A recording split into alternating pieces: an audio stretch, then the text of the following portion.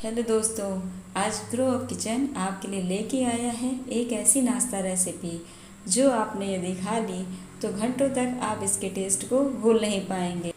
हो सकता है आपने इस रेसिपी को बनाया भी हो, परंतु इस तरह से नहीं जिस तरीके से मैंने बनाया है और जिन सामग्रियों का प्रयोग करके बनाया है। क्योंकि जिन सामग्रियों को डालकर मैंने ये रेसिपी आज की तैयार की है ना, इसके टेस्ट को आप भूल नहीं पाएंगे। साथ ही आज की इस वीडियो में मैं आपको ये भी बताऊंगी कि इसमें मैंने कौन सी ऐसी यूनिक सामग्रियों का प्रयोग किया है जिससे डालने से इसका टेस्ट बिल्कुल ही यूनिक आने वाला है। तो एक बार मेरे बताए अनुसार आप प्याज दाल लच्छा पराठा बनाकर ज़रूर देखें। और इसे बनाते समय किन बातों का रखना है आपको विशेष ध्यान, इन सभी बातों की जानकारी आपको मिलेगी आगे इस वीडियो में। तो हेलो फ्रेंड, मैं हूँ रश्मि और आप देख रहे हैं ग्रो अप किचन की आज की इस न्यू रेसिपी लच्छादार प्याज़ा पराठा। तो आइए हम शुरू करते हैं आज की अपनी इस न्यू रेसिपी को। इस रेसिपी को बनाने के लिए मैंने यहाँ पे गेहूं के आटे का प्रयोग किया है। आपको जितनी क्वांटिटी में पराठे बनाने हों आप उसके अकॉर्डिंग गेहूं का आटा ले लीजिएगा। तो यहाँ पे गेहूं के आटे में सबसे पहले हम डाल देंगे स्वादानुसार नमक। 2 बड़े चम्मच हम देसी घी का प्रयोग करेंगे आटे को सॉफ्ट रखने के लिए। अब इन सभी सामग्रियों को मिलाकर हम इसमें थोड़ा सा पानी डालते हुए इसका एक सॉफ्ट डो तैयार करेंगे। और मैंने कुछ ले रखे हैं प्याज। अब इन प्याज को हमें काट लेना है। प्याज को काटना किस तरह से है ये भी मैं आपको बताऊंगी। तो सबसे पहले तो आपको प्याज को कट करने के बाद इसे आपको पतले पतले बहुत ही पतले स्लाइस में कट करना है और प्याज के ऊपर के हिस्से को कट कर देना है पहले, ताकि प्याज के सारे लच्छे आसानी से खुल जाएं। तो प्याज हमारे सारे कट चुके हैं। अब इसे हाथों की सहायता से हम इस तरह से रब करेंगे जिससे कि प्याज के सारे लच्छे खुल जाएं और एक एक अलग हो जाएं। यहाँ पे प्याज के अकॉर्डिंग हम नमक डाल देंगे और नमक डालने के बाद इसे हाथों से हम मिक्स कर देंगे। ऐसा इसलिए मैं कर रही हूँ क्योंकि प्याज हमेशा पानी छोड़ता है, तो जब भी आप पराठे बनाएं तो वो ख़राब ना हो। तो हमेशा ये ध्यान रखें कि प्याज में आपको पहले से ही नमक मिला के उसे 2-3 मिनट रेस्ट के लिए रख देना है। तो ये देखिए 2 से 3 मिनट हो गए हैं और प्याज भी पानी छोड़ने लगा है। तो अब इसे हम निचोड़ लेंगे।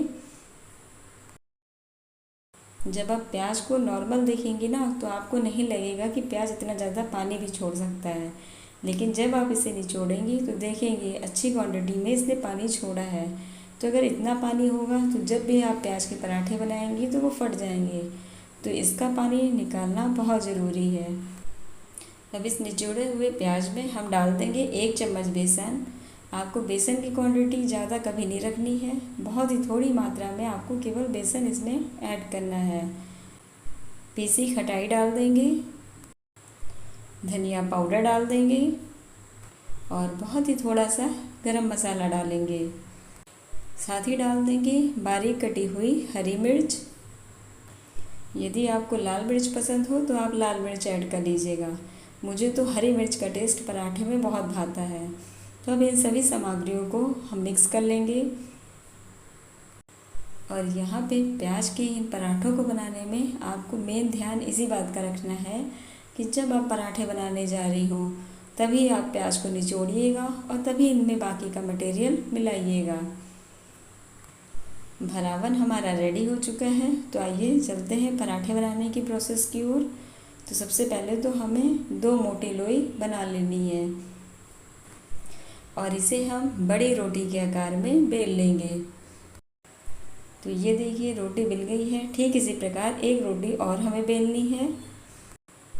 तो अब इस रोटी पे हम तैयार किए गए भरावन को लगाएंगे, पूरी तरह से इस रोटी में फैला देंगे। तो यहाँ पे रोटी पे आपको प्याज बिल्कुल कॉर्नर तक सही से फैलाने हैं ताकि हर लोई में प्याज ज़रूर आए। अब ठीक इसी प्रकार जो मैंने एक और रोटी बेल के रखी थी उसे हम इस रोटी के ऊपर रख देंगे। हल्का सा हाथों से प्रेस कर देंगे हर तरफ।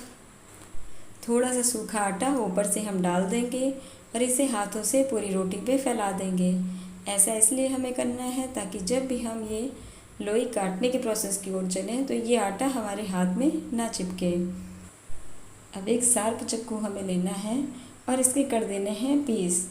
इस प्रकार से आप इसे लंबाई में कट कर लीजिएगा। 3 से 4 कट लगाएंगे। इसके बाद हमें बीच से ही रोटी को उठा के इसे इस प्रकार से फोल्ड करना है। इसी प्रकार से हम सारी रोटी फोल्ड करते चलेंगे और इसकी एक गोल लोई तैयार करेंगे। ये देखिए, इस प्रकार से हमें लोई को तैयार कर लेना है। तो सभी लोई हमारी तैयार हो गई है। अब चलते हैं पराठा बनाने की प्रोसेस की ओर। तो यहाँ पे हमें ले लेना है एक लोई। इसके ऊपर थोड़ा सा हम डालेंगे सूखा आटा और हल्का सा हाथों से प्रेस करते हुए इसे फैलाएंगे ताकि लच्छा हमारा भूनते पता चले। तो ठीक इसी प्रकार दूसरी तरफ भी हम सूखा आटा डालेंगे और इसे हाथों की सहायता से प्रेस करते हुए बड़ा करेंगे। ये देखिए, ठीक इस प्रकार से आपको करना है। पहले कभी भी आपको इसको तुरंत बेलन नहीं चलाना है। हल्का सा बड़ा कर लेने के बाद ही आप इसे हल्के हाथों से बेलन चलाते हुए बेलेंगे। तो इस प्रकार पराठे को हम बेल लेंगे और जब पराठा हमारा बिल जाएगा तब इसमें हम ऊपर से डाल देंगे कलौंजी। और कलौंजी को डालने के बाद हल्का सा बेलन एक बार और इसके ऊपर हम फेर देंगे, जिससे कलौंजी हमारे आटे में सेट हो जाए। कलौंजी को इस पराठे में कभी भी स्किप मत कीजिएगा, क्योंकि इस पराठे का जो एक यूनिक टेस्ट आने वाला है ना, वो इस कलौंजी के कारण ही है। तो आप इसे ज़रूर प्रयोग में लाइएगा और फिर देखिएगा कि इस रेसिपी का टेस्ट कितना अच्छा आता है। तो गैस ऑन कर लेंगे, चढ़ा देंगे तवा, और जब तवा हमारा पूर्णतः गर्म होगा तभी हम इसके ऊपर पराठे को डालेंगे। तो एक तरफ हल्का सा सिक जाने के बाद ही इसे हम पलटेंगे। अब एक तरफ सिक जाने के बाद इसमें हम लगा देंगे ऑयल और ठीक इसी प्रकार इसे हम पलट के दूसरी तरफ से भी ऑयल का प्रयोग करेंगे। तो कलछी से इसे प्रेस करते हुए इस पराठे को ज़रूर सेकिएगा, क्योंकि कॉर्नर तक बहुत ही अच्छा जब पक जाता है और क्रिस्पी हो जाता है तो इस पराठे का टेस्ट कई गुना बढ़ जाता है। तो ये पराठे को हम पलट लेंगे। तो ये देखिए फ्रेंड, कितना बढ़िया पराठा कुरकुरा हमारा बनके सिक के रेडी हुआ है। तो दूसरी तरफ से भी इसे हम कुरकुरा कर लेंगे और फिर निकाल लेंगे इसे सर्विंग प्लेट में। ठीक इसी प्रकार हम बाकी के पराठे भी रेडी कर लेंगे। तो जिन सामग्रियों का प्रयोग करके मैंने आज इन्हें बनाया है, इन सामग्रियों को डालकर आप एक बार इस रेसिपी को बना के ज़रूर ट्राई करके देखें।